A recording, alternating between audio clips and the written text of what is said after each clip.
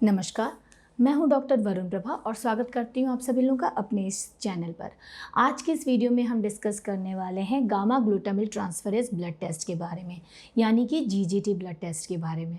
इस टेस्ट के द्वारा हम ये जांचते हैं कि ब्लड में जो गामा ग्लूटामिल ट्रांसफरेज है उसका लेवल कितना है। दरअसल जो गामा ग्लूटामिल ट्रांसफरेज या फिर जीजीटी है, एक तरीके का एंजाइम होता है जो कि हमारे शरीर में पाया जाता है। बेसिकली हमारे लिवर में सबसे ज़्यादा पाया जाता है। तो अगर इसकी जो वैल्यू है ये नॉर्मल से ज़्यादा आती है तो ये कहीं ना कहीं इंडिकेट करती है कि लिवर से जुड़ी कोई दिक्कत है, लिवर से जुड़ी बीमारी है। तो आज के अपने इस वीडियो में हम यही डिस्कस करेंगे कि जो जीजीटी ब्लड टेस्ट है वो क्या होता है, किन कंडीशंस में इस ब्लड टेस्ट को करवाया जाता है और इससे जुड़े क्या लक्षण होते हैं, और जो इससे जुड़ी बाकी बेसिक जानकारियां हैं वो भी हम शॉर्ट में डिस्कस करेंगे। लेकिन आगे बढ़ने के पहले अगर अभी तक आपने हमारा चैनल सब्सक्राइब नहीं किया तो जल्दी से जल्दी कर लें ताकि आपका कोई भी अपडेट मिस ना हो। तो जैसा कि मैंने बताया कि जो जीजीटी यानी कि गामा ग्लूटामिल ट्रांसफरेज एक तरीके का लिवर एंजाइम होता है, और दरअसल इसको हम एएलपी यानी कि एल्कलाइन फॉस्फेटेज के कॉम्बिनेशन में भी जांचते हैं अगर हम बोन डिसऑर्डर सस्पेक्ट करते हैं। एक्चुअली एएलपी जो होता है वो भी एक लिवर एंजाइम होता है।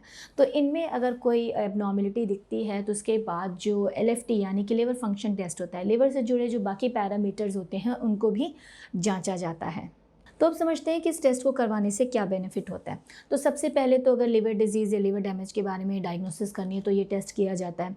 साथ ही साथ अगर जो भी सिम्टम्स हैं वो क्या लिवर डिजीज़ की वजह से हो रहे हैं या फिर किसी बोन डिसऑर्डर की वजह से हो रहे हैं, ये भी अगर हम एएलपी के साथ में जीजीटी को करते हैं तो ये हम समझ पाते हैं। साथ ही साथ अगर हमें अल्कोहल अब्यूज़ से रिलेटेड स्क्रीनिंग करनी है तो भी ये टेस्ट किया जाता है। साथ ही साथ बाइल डक्ट का अगर ब्लॉकेज सस्पेक्ट कर रहे हैं तो भी ये टेस्ट हम परफॉर्म करते हैं। तो अब समझते हैं कि कब और किन कंडीशंस में हमारे डॉक्टर ये टेस्ट करवाने की सलाह हमें देते हैं।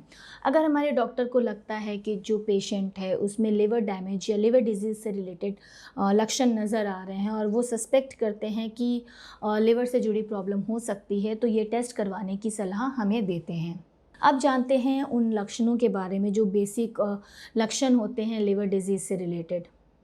थकान हो सकती है, कमज़ोरी हो सकती है, जॉन्डिस यानी कि आँखों में और जो स्किन है उसका पीलापन हो सकता है।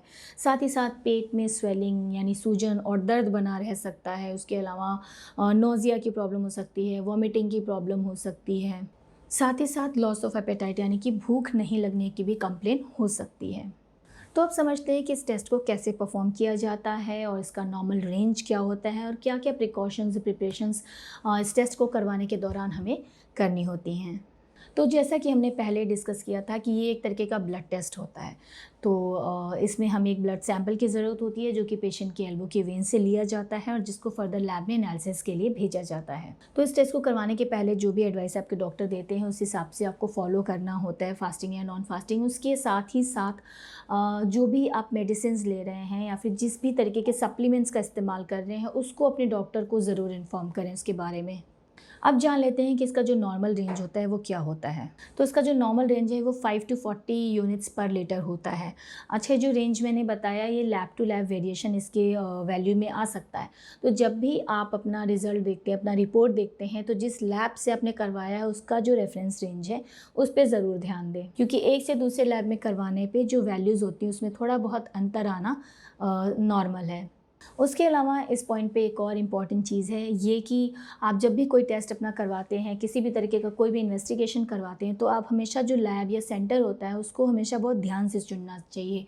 कोशिश करना चाहिए कि वो रजिस्टर्ड हो, रिलायबल लैब हो, क्योंकि जो रिज़ल्ट या रिपोर्ट आपका वो लैब देता है उसी के बेसिस पे ही जो डायग्नोसिस होती है फिर ट्रीटमेंट प्लानिंग होती है वो सारा कुछ प्लान किया जाता है। तो अगर आपको भी ऐसे किसी लैब के बारे में जानकारी चाहिए तो हमारी टीम ने डिस्क्रिप्शन बॉक्स में एक ऐसी लैब का लिंक दिया है जिसकी आप मदद ले सकते हैं।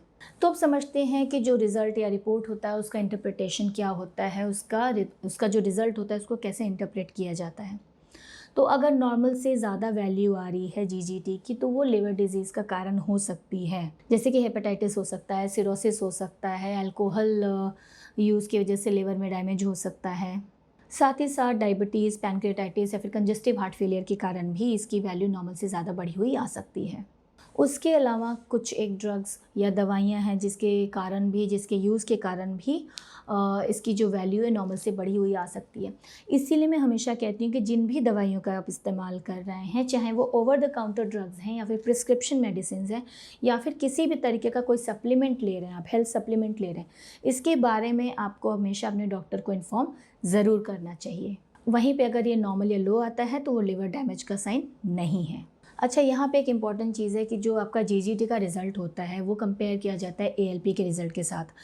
ये दोनों ही लिवर एंजाइम्स होते हैं। दरअसल बोन डिसऑर्डर के लिए इन दोनों को कंपेयर करना ज़रूरी हो जाता है। तो मान लीजिए कि एएलपी जो है वो भी बढ़ा हुआ है और जीजीटी भी बढ़ा हुआ है, तो वो लिवर डिजीज़ के कारण ही होता है। लेकिन साथ ही साथ अगर एएलपी बढ़ा हुआ है और जीजीटी घटा हुआ है तो वो बोन डिसऑर्डर के कारण हो सकता है। उसके अलावा जो जीजीटी के साथ हमने एएलपी को यहाँ पे टेस्ट किया वो स्पेसिफिकली हमने बोन डिसऑर्डर के लिए किया, जहाँ पे एएलपी बढ़ा हुआ है और जीजीटी घटा हुआ है। साथ ही साथ हम जब यहाँ पे इनके लेवल्स में एबनॉर्मलिटी आती है तो जो लिवर से जुड़े बाकी पैरामीटर्स हैं जैसे कि एएलटी है, एएसटी है या फिर एलडीएच है, इन सारी चीज़ों को भी मेजर किया जाता है, इनका भी टेस्ट किया जाता है।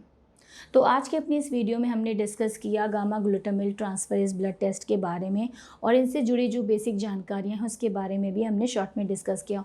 उम्मीद करती हूँ कि जो आपकी अंडरस्टैंडिंग है इस टेस्ट के टूवर्ड्स वो काफ़ी बड़ी होगी। उसके अलावा भी अगर आप कुछ पूछना चाहते हैं या किसी तरीके का कोई सुझाव देना चाहते हैं तो हमारे कमेंट बॉक्स में जाके हमें ज़रूर बताएँ। धन्यवाद।